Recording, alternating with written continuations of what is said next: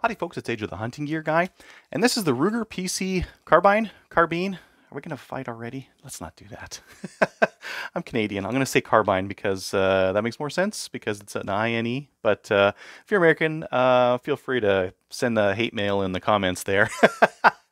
Because I'm a Canadian, we've got a little bit of a different Ruger PCC, I'll call it that so we don't fight too much, than you might see in the States, being it's got a little bit of a longer barrel, and the mags are limited to just 10. So lame, but 10 at least. This is a pistol caliber carbine that you can get up here in Canada and in the States. They're a pretty popular choice because they're actually a really neat set of features. So why don't we take a closer look at this thing before I get too far? Empty mag, empty chamber, we're good to test. Now probably the neatest feature on this thing is that it's a takedown model, just like a 1022. You see this little lever right there, that guy right there? So I'm just gonna pull down on the bolt just a little bit to take the pressure off there, pull up on that guy, and then just rotates and pulls right out. And that is a nice little package. So even though this barrel's a little bit longer than the one you get in the States, because the stock is about that size anyways, who cares, right? Got a couple of extra inches, got a little bit extra velocity, a little extra stank on there. But the other things that we can get on this thing that are a little bit interesting, it's got a muzzle protector. Now again, if you're in the US, that'd be neat to throw a suppressor on, right?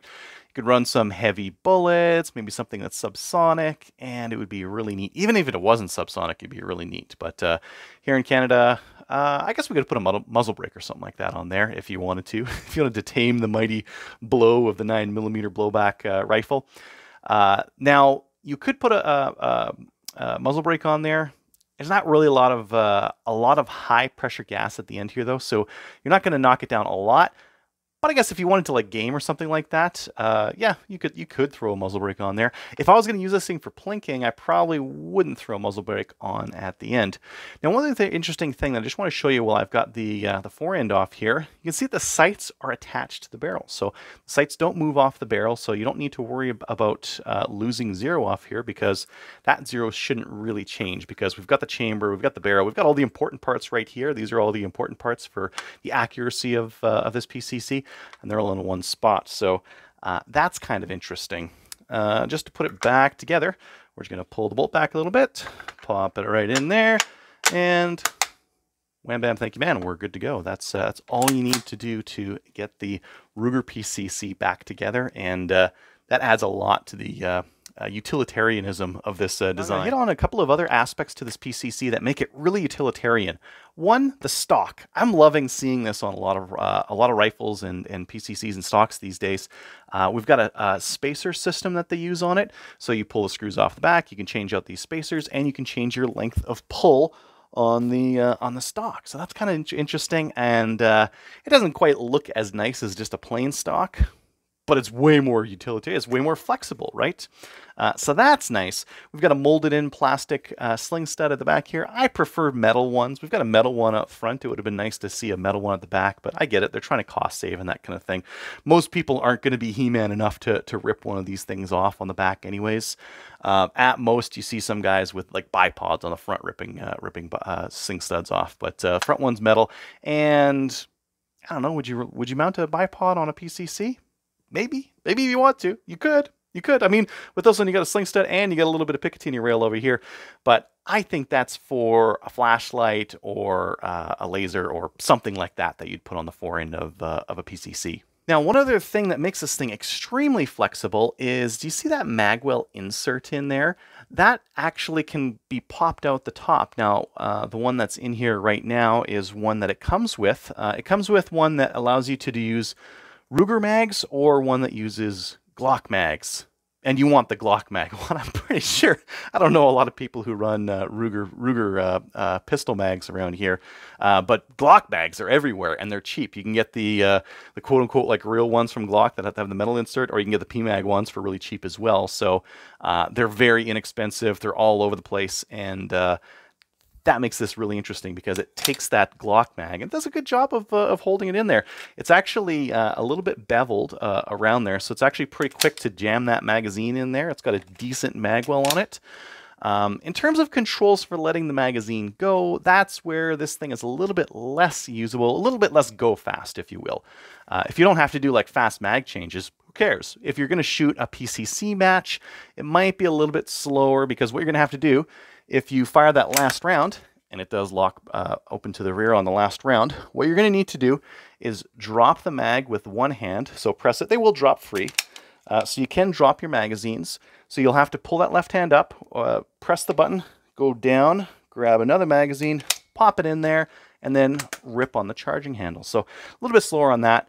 I believe the button is reversible. I've got it on the left hand because I'm right-handed, and the charging handle's on the left-hand side as well, because personally, I think if you're right-handed, that's the correct spot to go, because you can, while keeping your right hand on the trigger, safety, all the mechanism here, you can use your left hand to drop the mag, work the bolt, do all that kind of stuff. So that's where I prefer it, is on the left-hand side.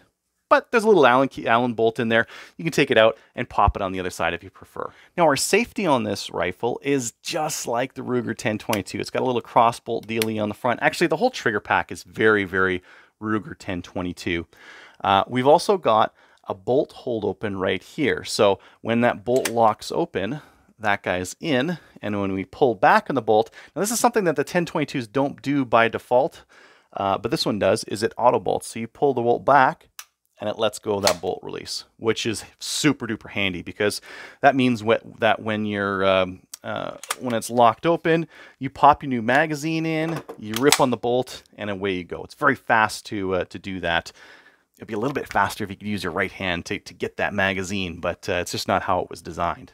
Now, although it does come with this really nice open peep at the back, can you see how big that is? Yeah, it's a big peep.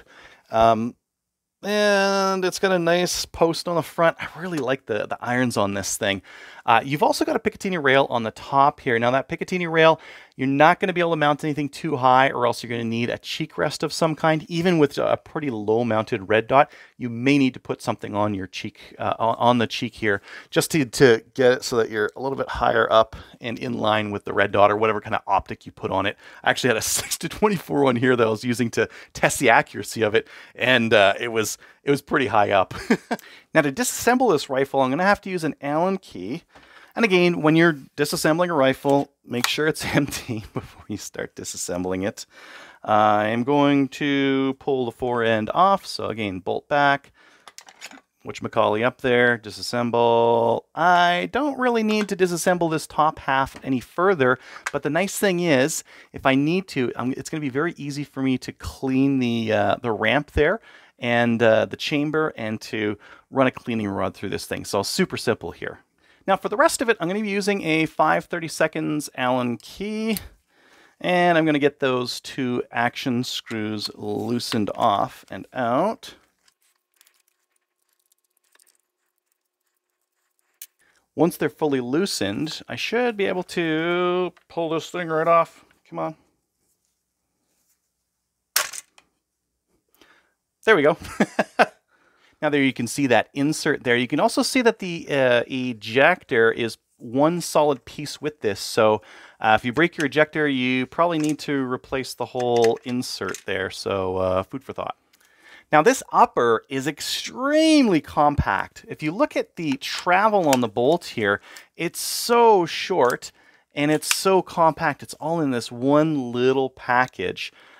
Which is kind of interesting. So they've made some design considerations to try to get it into this little package. I think that there's a couple things that are just a little bit weird about it, but I'll show you that when we get into it. First, what we need to do is get these two pins out so we can pull this trigger pack out. And I'm just going to press them with my Allen key. They're not under any kind of real pressure. They're just ready to come out there. They were being held in by that stock, really. So that's all there is to the trigger pack. And when you take a look at the trigger pack, it's very 1022-esque, actually. It's very similar to a 1022. So we can put the safety off, and we can put that hammer forward if we want to, clean in there. Again, very simple setup here. Now next I'm going to have to pull that bolt handle off, and it's in there with, again, a 5/32 Allen key. And there's the bolt handle, and its little Allen key is just inside there.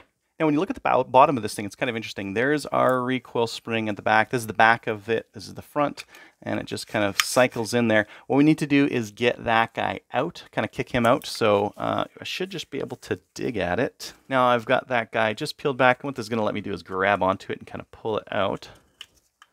And then it just pops out of there.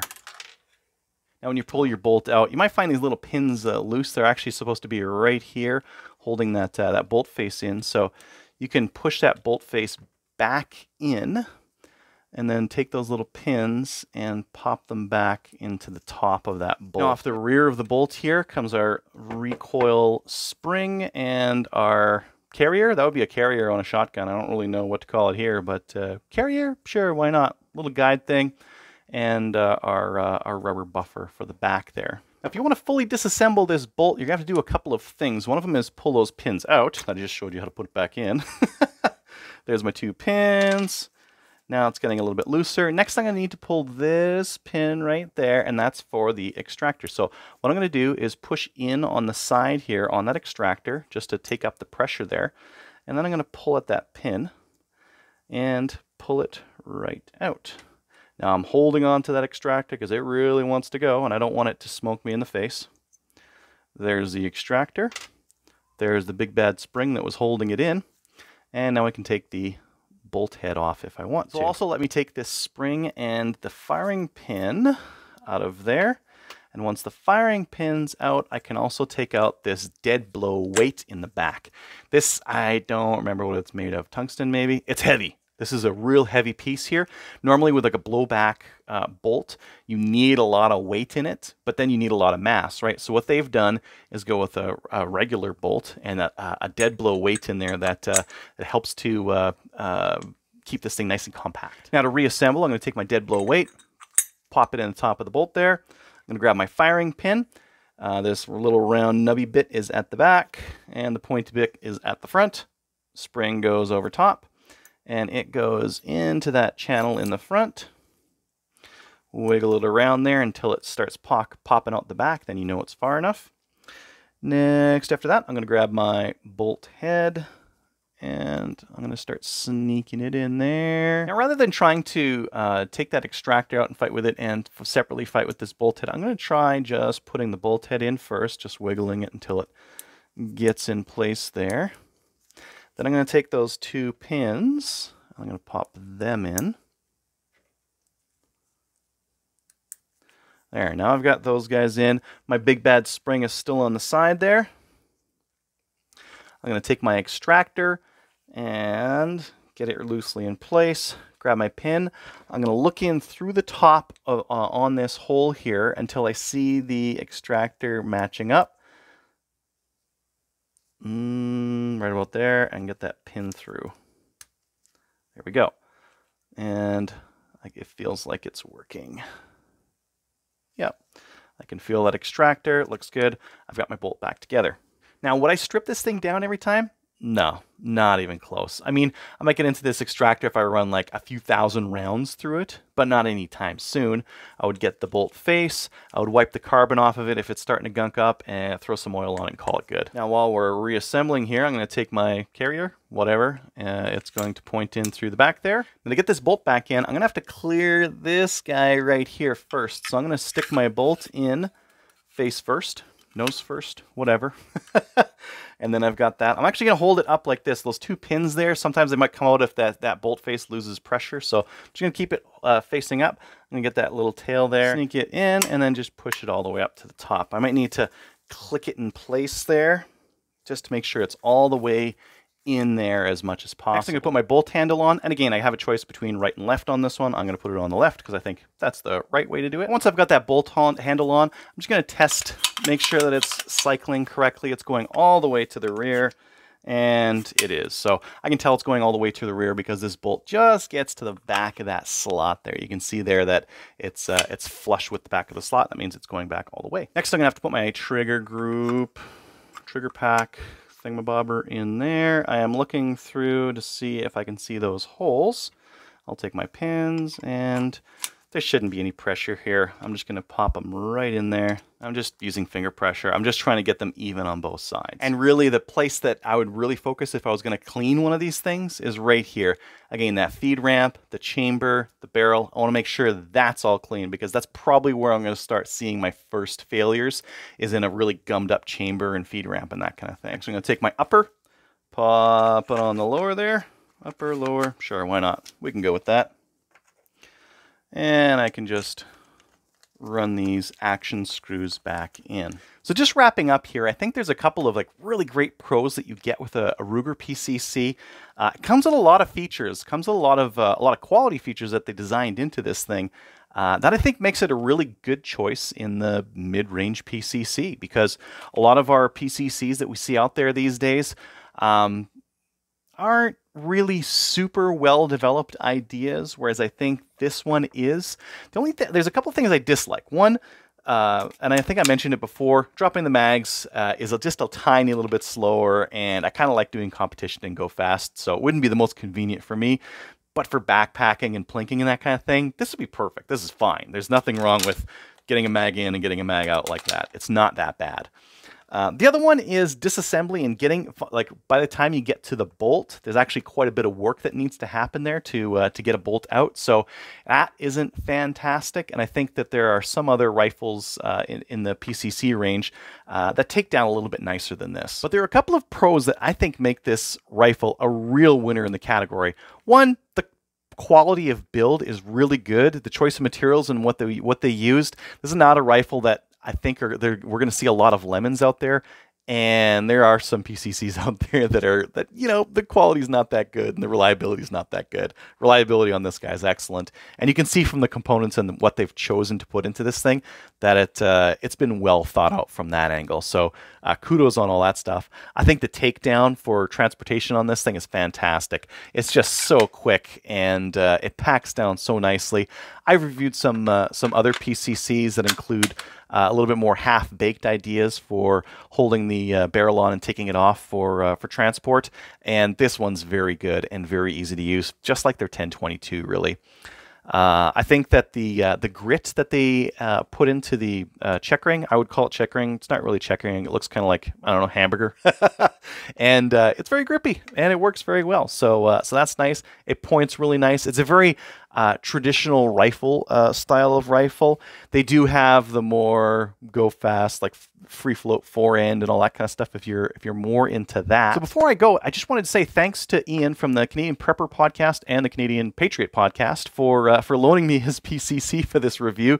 Thanks very much for the loaner. I've learned a lot by using this rifle, and I think I've gotten kind of like a new kind of respect for the materials and engineering that Ruger puts into this rifle in particular. A lot of the new rifles that I've seen these days include a lot of cost-cutting aspects, and you see them and you're like, I don't really like that. And there's a couple on this rifle, like the plastic molded in at the back, but they're not that offensive. There's definitely some other rifles out there that are on the market that include some cost-cutting measures that really don't feel good, but this isn't one of them. I think, like, for plinking out of the gravel pit, or having fun, or some light duty competition, this is a really cool rifle to use. I don't think it's a heavy duty competition rifle, just because, again, dropping the mag, you're going to lose like half a second as you go up to hit that button and then back down to grab your magazine.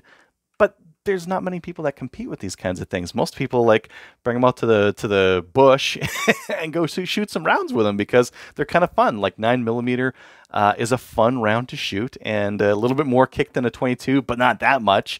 And with a long barrel like this, you're getting rid of most of the gas pressure, so it's not super loud and blasty. So it's kind of a fun little rifle to hop around with. So super interesting rifle, and yeah, I think you should check it out. Ruger PCC. Thanks, everyone.